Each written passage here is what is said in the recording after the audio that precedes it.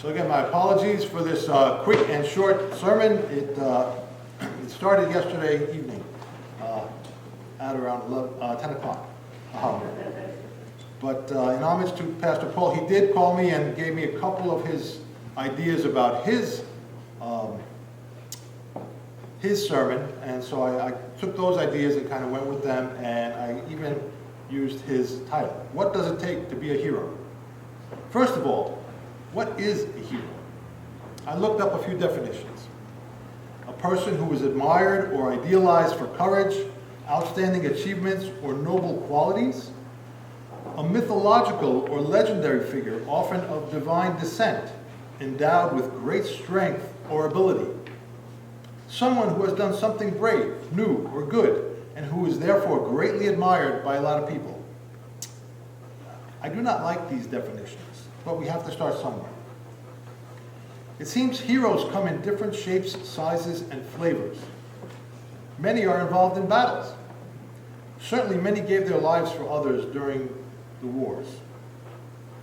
Many a hero gave their lives during 9/11. My cousin's husband, Patrick Lyons, was a firefighter who was exiting one of the Twin Towers during that fateful day, when a distress call came from floors above for people trapped. He and his crew went back up, and they never came out alive. Many first responders sustained illnesses from the toxic environment, tending to the thousands of people who needed help in the days that followed, and on that day. Many suffer to this day. I would say they're all heroes. One of my favorite heroes is Desmond Doss. I'm sure you all know him, right?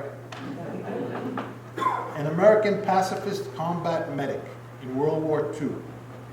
His heroism was depicted in the movie Hacksaw Ridge, which I thought was a great movie. Despite not carrying or firing a weapon, he became the first conscientious objector to receive the Medal of Honor for service above and beyond the call of duty during the Battle of Okinawa. He faced down certain death by going back and carrying out on his back his wounded comrades. Certainly there were also many heroes at Iwo Jima, and Omaha Beach, and Normandy, to name a few other battles. Now, I like to listen to NPR, and NPR has a cool series entitled My Unsung Hero. It is a series of separate stories about someone whose act of kindness left a lasting impression or effect on someone else, and did so anonymously. That's why they're kind of unsung.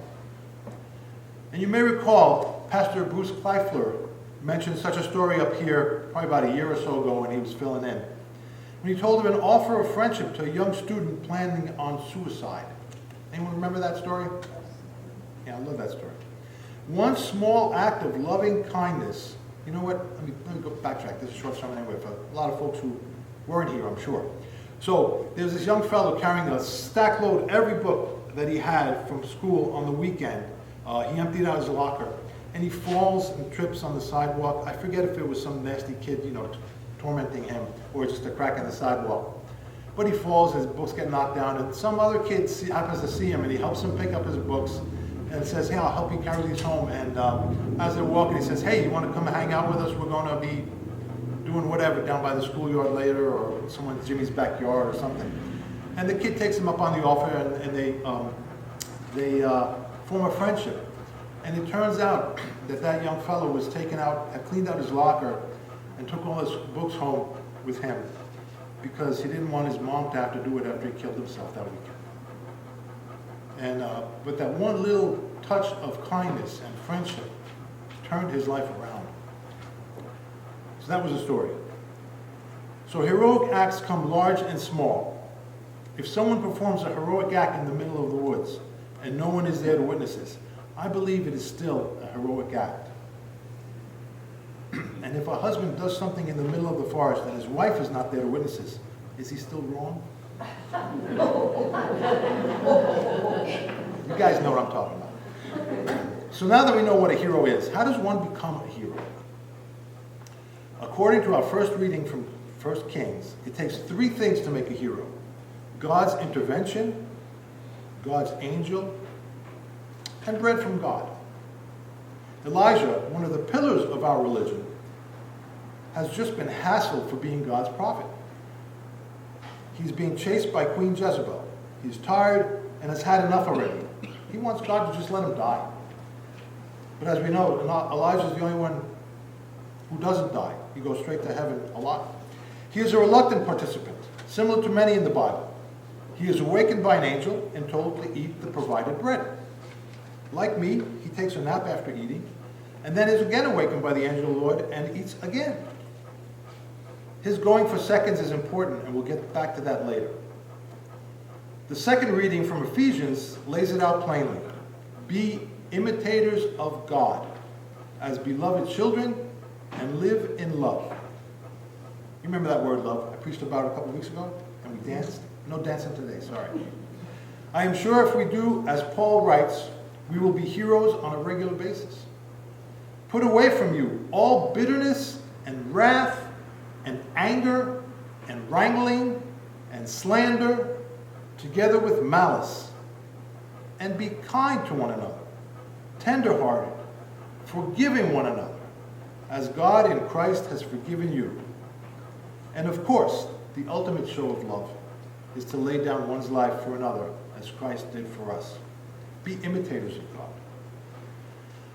And finally, in our Gospel from John, Jesus says, I am the bread of life. But just as the Jews began to complain again, as they do so often in the Old Testament, so do we stray from our attempts at being good Christians or imitators of God. And that is why we need to keep coming back for seconds, as Elijah did. We get our strength from God around his table, and we gather together as church to eat the bread of life and drink from the cup of Jesus' sacrifice. Now, although Pastor Winston and I are involved as such in today's service due to a sad turn of events for Pastor Paul's family, it's funny, but it brings me great joy to be the celebrant at the service where my grandson is being baptized and where Connor's great-grandfather consecrates the meal and performs the baptism. Perhaps it was God's intervention through an angel of God and with the bread that Amanda went out and bought just before he got here that might have made a hero. But will be shared by us together, and that made this all happen.